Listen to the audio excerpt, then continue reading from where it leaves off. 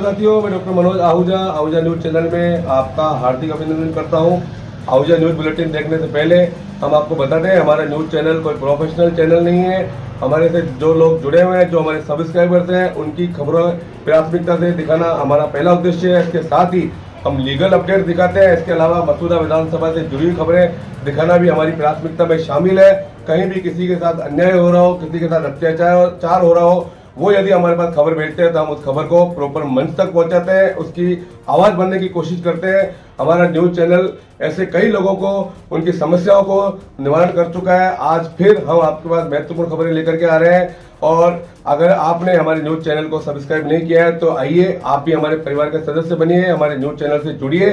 आपकी खबरें भी दिखाना हमारी प्राथमिकता है। आइए आज की विशेष खबरें देखें। नवपदस्थापित जिला कलेक्टर अजमेर श्री अंशदीप ने आज भिनाई के उपखंड कार्यालय व तहसील कार्यालय का औचक निरीक्षण कर ब्लॉक स्तरीय अधिकारियों की बैठक ली। बैठक में ब्लॉक स्तर के अधिकारी मौजूद रहे।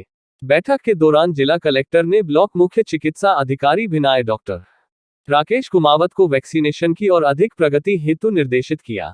साथ ही विकास अधिकारी तुलसीराम मंगल और ब्लॉक मुख्य शिक्षा अधिकारी बद्रीनारायण मिश्रा को जल्द से सभी खेल मैदान के कार्य को पूर्ण करवाने हेतु निर्देश प्रदान किए।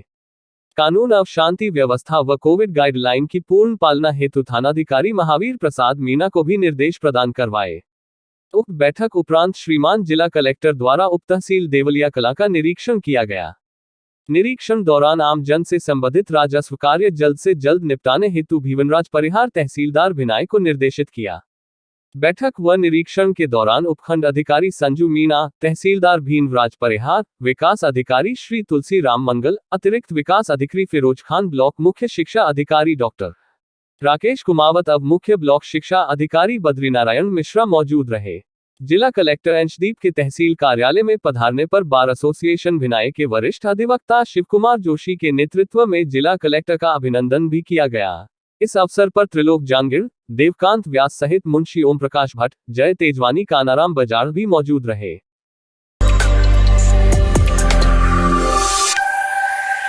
जिला विधिक सेवा प्राधिकरण के सचिव रामपाल जाट, अपर जिला एवं सेशन न्यायाधीश ने आज सेंट विल्फ्रेड लॉ कॉलेज में women and girl for sexual harassment and techniques of self defence पर अपने विचार व्यक्त करते हुए कहा कि किसी भी महिला की एकांतता भंग करना लैंगिक उत्पीड़न की परिभाषा में आता है, चाहे वह अतिक्रमण बोलकर, शब्दों द्वारा या लिखकर या अगविशेष द्वारा किया गया हो। ऐसी स्थिति में महिलाओं को किसी व्यक्ति की मानसिकता पर कड़ी नजर रखने की आवश्यकता है ताकि यह लैंगिक उत्पीड़न से बच सके। विधिक प्राधिकरण सचिव ने इस अवसर पर विधिक सेवा प्राधिकरण द्वारा किए जाने वाले क्रियाकलापों की कानूनी शिक्षा प्राप्त कर रहे छात्रों व कॉलेज के अन्य छात्रों को विस्तृत जानकारी देते हुए बताया कि विधिक सेवा प्राधिकरण गरीबों, दलितों, बालकों, महिलाओं व पिछले वर्गों को न केवल निःशुल्क विधिक सहायता प्रदान करता है बल्कि उन्हें कानूनी जानकारी जिनके माध्यम से वे सुलभ, सस्ता व शीघ्र न्याय प्राप्त कर सके की भी जानकारी दी तथा महिलाओं के प्रति होने वाले लैंगिक उत्पीड़न के विभिन्न स्वरूपों को समझाया।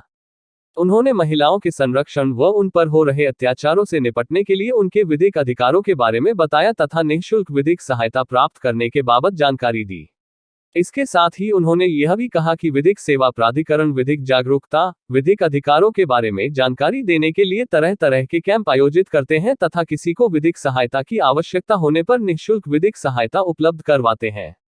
उन्होंने यह भी बताया कि नीचे के स्तर पर हर अधिवक्ता उनके पास कानूनी सलाह के लिए आता है तो उसे निःशुल्क कानूनी सलाह दी जाती है। इस प्रकार नीचे के स्तर पर स्वयं अधिवक्तागण भी लोगों को न्याय प्राप्त करने में अव्यय सहायता प्रदान कर रहे हैं।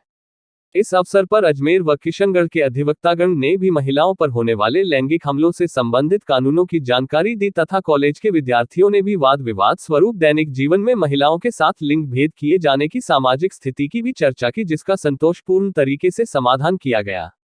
साथ ही सेंट विल्फ्रेड लॉ कॉलेज में अतिथिगण श्री प्रमोद कुमार शर्मा वरिष्ठ अधिवक्ता पूर्व सचिव और जगनरेश सिंह राठौड़ वरिष्ठ अधिवक्ता तथा सेंट विल्फ्रेड लॉ कॉलेज के सहायक आचार्य विक्रम सिंह सोलंकी भी उपस्थित रहे। वहां मौजूद सभी ने कार्यक्रम के अंत में राष्ट्रगान गाकर इसका समापन किया। उनकी भी आवश्यकता है, लेकिन वो उन खर्चों को वहन नहीं कर सकता। ऐसी स्थिति में विधिक सेवा प्राधिकरण उन लोगों को जो कि अपना फीस वकील को अदा नहीं कर सकते हों, जिनकी आय 3 लाख रुपए से कम हो, महिलाएं हों, बच्चे हों, SC ST के व्यक्ति हों और जो भी वंचित वर्ग के व्यक्ति हैं, जेल में हों, उनको निःशुल्क विधिक सहायता, निःशुल्क वकील उपलब्ध करवाते हैं और उनकी स्टेशनरी फीस भी विधिक सेवा प्राधिकरण अदा करता है। तीसरा कार्य हमारा लोक अदालत का है, जो कि हम हर क्वार्टर में, हर 3 माह में राष्ट्रीय लोक अदालत का आयोजन सेरेमोनियल रूप से आयोजित करते हैं। उसके माध्यम से कई बार राजस्थान में 1,29,000 मुकदमों का एक दिन में निस्तारण हुआ है। वो ऐसे मुकदमे होते हैं जो केवल मैट्रिमोनियल है, पारिवारिक हैं, बंटवारे से संबंधित हैं, छोटे मोटे मारपीट के हैं, और इवन यहां तक के कि सरकार ने एमबीएफ के चालान पेश किए, केवल पब्लिक में अनरेस्ट होने के अलावा और उनसे कुछ भी प्राप्त होने वाला सरकार को नहीं है, उनको विड्रॉ करवाया है।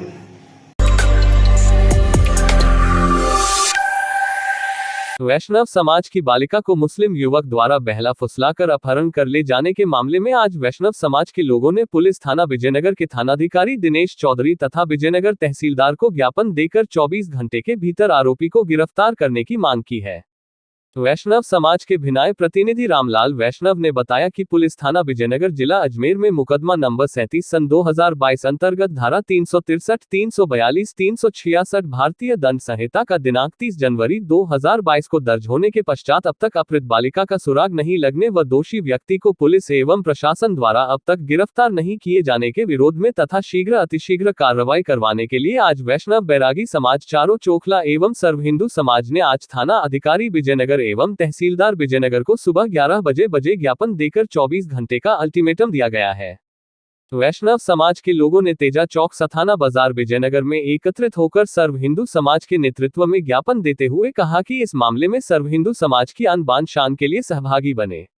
ज्ञापन देने में वैष्णव बैरागी समाज, चारों चोखला, विश्व हिंदू परिषद, राष्ट्रीय स्वयंसेवक संघ, दुर्गा वाहिनी, बजरंग दल, वैष्णव बैरागी ब्रिगेड सभी के पदाधिकारी मौजूद रहे। पुलिस व प्रशासन ने समाज के नागरिकों को आश्वस्त किया कि वो अपनी तरफ से पूरा प्रयास कर रहे हैं। वहीं समाज के सत्यनारायण साधु रूपपुरा ने बताया कि कल सुबह 11 बजे वैष्णव समाज तथा हिंदूवादी संगठनों के नेतृत्व में द्वारा जिलाधीश महोदय एवं पुलिस अधीक्षक महोदय को मुख्यमंत्री के नाम ज्ञापन सौंपा जाएगा, जिसमें प्रशासन द्वारा व राज्य सरकार द्वारा कार्रवाई नहीं किए जाने पर धरना प्रदर्शन और आंदोलन करने के लिए भी चेतावनी दी जाएगी।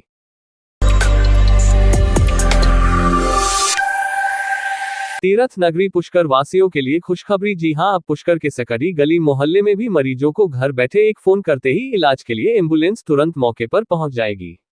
पुष्कर अस्पताल को चिकित्सा विभाग ने 108 एम्बुलेंस मोटरसाइकिल दी है। चिकित्सा प्रभारी डॉक्टर R.K. गुप्ता ने बताया कि इस एम्बुलेंस में ऑक्सीजन और प्राथमिक उपचार के सभी साधन उपलब्ध है तथा सकड़ी गली मोहल्ले में रहने वाले गंभीर मरीजों के इलाज के लिए यह 108 एम्बुलेंस तुरंत फोन करते ही पहुंच जाएगी और प्राथमिक उपचार शुरू कर देगी। लोगों को 108 नंबर पर फोन करने पर यह एम्बुलेंस की सुविधा मिलेगी तथा कोई भी कोविड मरीज हो उसको भी घर बैठे तुरंत रूप से 108 एम्बुलेंस मोटरसाइकिल के द्वारा दवाइयां दी जाएगी। गुरुवार को चिकित्सा प्रभारी डॉक्टर R.K. गुप्ता ने 108 एम्बुलेंस मोटरसाइकिल का शुभारंभ किया।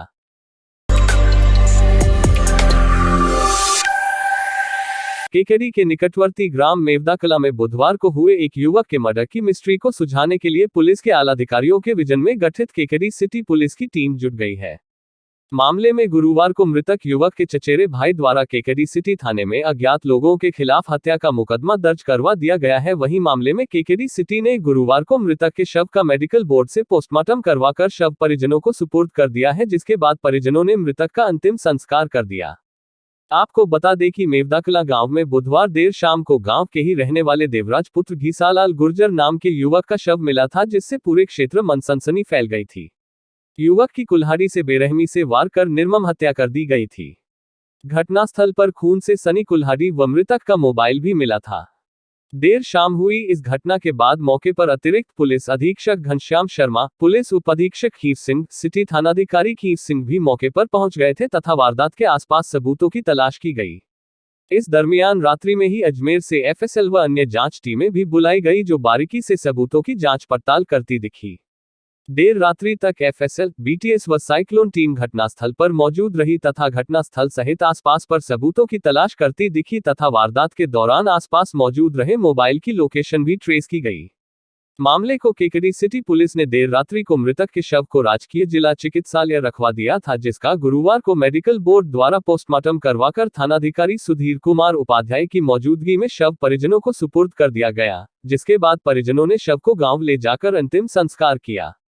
गुरुवार को भी जांच टीम घटनास्थल पर पहुंची। इस दौरान पुलिस उपाधीक्षक हीर सिंह भी वारदात स्थल पर पहुंचकर बारीकी से पूरे मामले की पड़ताल की तथा घटनास्थल से सबूत जुटाए। इधर मामले को लेकर गुरुवार को मृतक देवराज गुर्जर के चचेरे भाई धनराज गुर्जर ने केकेडी सिटी थाने में अज्ञात लोगों के खिलाफ हत्या का मुकदमा दर्ज करवा दिया है।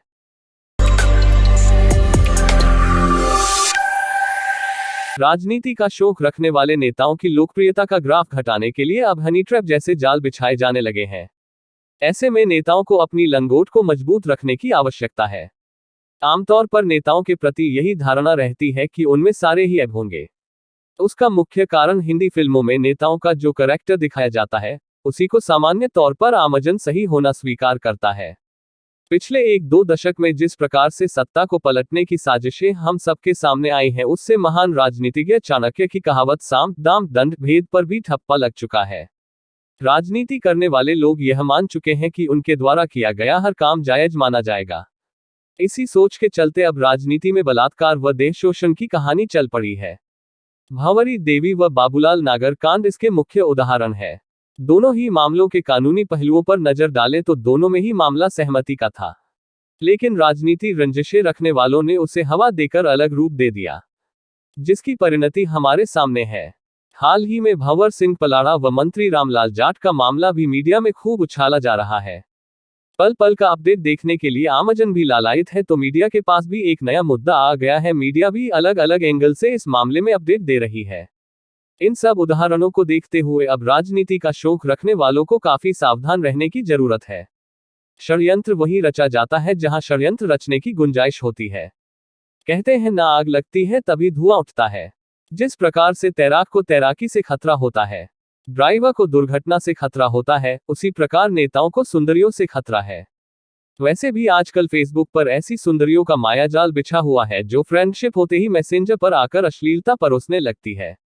कोई नया खिलाड़ी फंसा तो समझो 2-5 लाख रुपए के नीचे आना तय है। इन सुंदरियों की गैंग के संचालक बहुत बड़े अपराधी होते हैं, जिन्होंने अपराध की दुनिया को छोड़कर नए हथकंडे अपना लिए हैं। उनको खाली आप नाम बता दो और पैकेज की रेट तय कर लो, बस फिर आगे का काम उनका ही होता है। इन ताज़ा हालातों में हर लोकप्रिय व्यक्ति को, खास तौर पर नेतागिरी का शौक रखने वालों को सावधान रहने की जरूरत है। एक बार असावधानी हुई नहीं कि फिर समझ लेना आशाराम बापू का इतिहास दोहराए जाने के लिए पूरा सिस्टम गिद्धों की तरह ताक लगाए तैयार बैठा हुआ है। और मेरा मानना है कि जब पूरा सिस्टम ही साम, दाम, दंड, भेद को फॉलो कर रहा है तो फिर नैतिकता की बात करना बेमानी है।